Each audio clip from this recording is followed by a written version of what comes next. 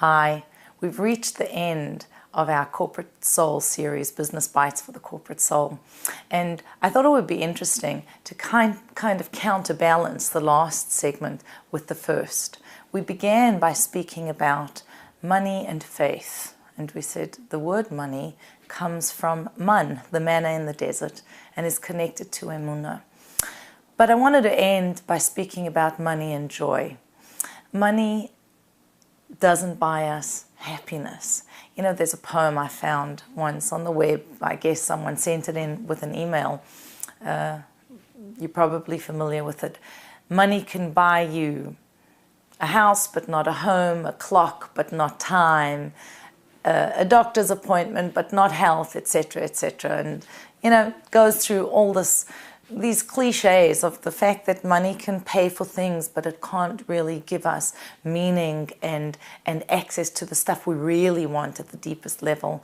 And then it ends, you know, so send me all your money, checks, cash only, please. You know, you don't want it. It can't get you all that stuff, cash only, please.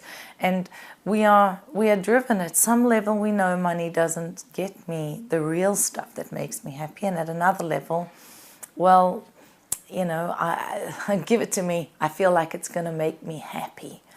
But our sages say no. Money is not what makes us happy. In fact, in Ethics of Our Fathers, we read, who is wealthy? The one who is happy with his lot. So wealth is connected with joy, but in a very different kind of way. If you look at the Hebrew words for silver, gold, and copper, we see an indication, acronyms in those words that allude to the way different people relate to money. The highest level is Zahav, gold, I guess the most expensive of those three metals. And Zahav, the letters are Zayin, Hey, and Vez. They stand for Zeh Hanoisen Bari. The one who gives is healthy, right? Meaning it's healthy to give, but also you give when you're in a state of health.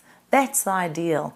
I feel abundance, I feel joy, I have what I have, and trust this is coming from God, as we said back in the first session. And I am therefore able to give at a very rich level. Then we come down a notch, and we have the word for kesef, for silver. Kesef is ksheyesh sakonas pachad, when there's fear of danger, when I sense, you know what, a test result came back and I don't know how it is, we have to go for a follow-up and we don't know what's happening. Then it's like, okay, we're going to give some charity, write a check out to an organization, do something so that we can ward off this negative event that is pending. And in life, I guess it relates to an attitude which is, you know, I have now, but what's going to be in the future, and I'm a little bit more guarded about my wealth and don't give in as abundant a way. That's silver.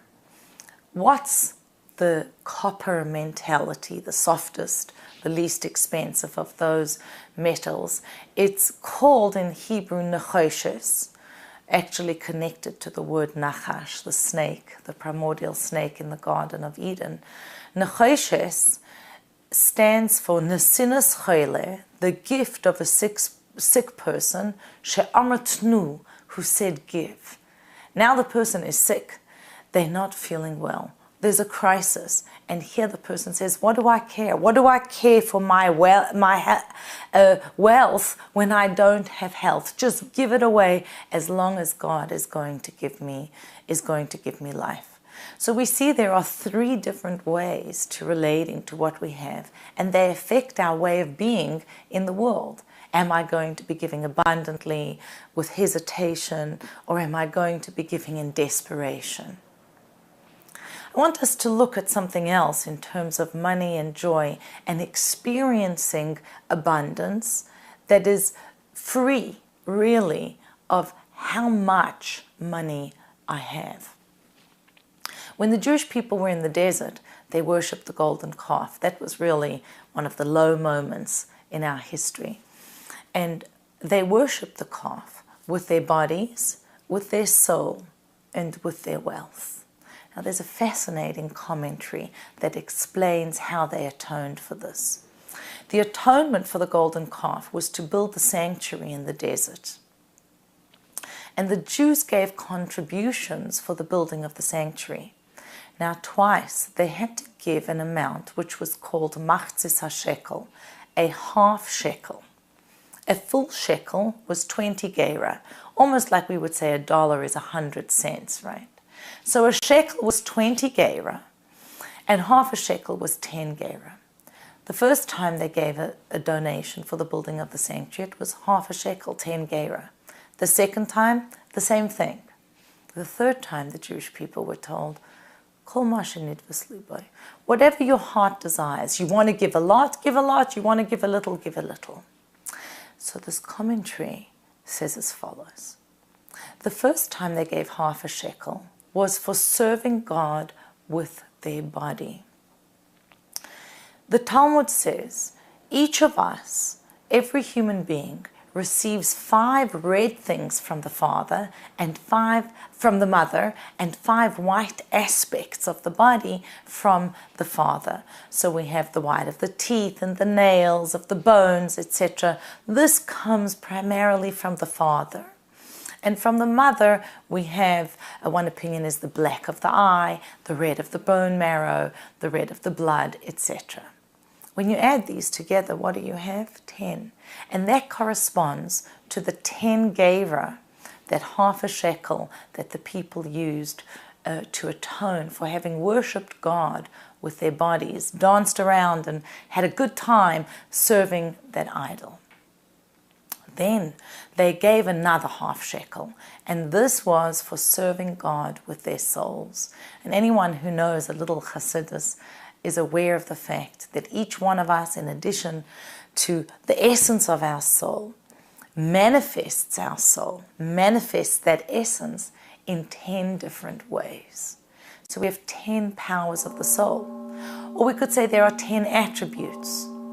My way of thinking, conceptualizing, or my way of feeling love or setting boundaries, fear, etc. What do those 10 powers, those 10 attributes correspond to? The 10 gera, that half a shekel that the Jews gave in the desert. The last time was for atoning for their wealth. Now when it came to atoning for their wealth, what did God say? Whatever your heart desires. I'm not putting a number on what you have to give. And the reason is because who is wealthy? The one who is happy with what? With what he or she has, with the lot that God has given me. It doesn't mean I shouldn't strive to gain more, but God says, I can't tell you to give X amount and you to give 100X because you have 100 times more money than so-and-so. The person who has 100 times more than that individual might feel deprived, might feel that they have nothing. So our experience of our wealth is subjective. And we are encouraged, invited by God to say, to find our happiness outside of the context of how much we have. As I said, it doesn't mean that we shouldn't pray for abundance and work towards abundance, make the vessels for it, and hopefully God will bless us with it. But we do have to know that whatever I have in this moment, as we said in the opening segment, is determined by God. And you know, when we look in America at our money, what does it say? In God we trust. Because money and manna is connected to emunah and faith. And when we relate to it properly, we attain the joy that we want. May all of us be blessed with abundance and joy.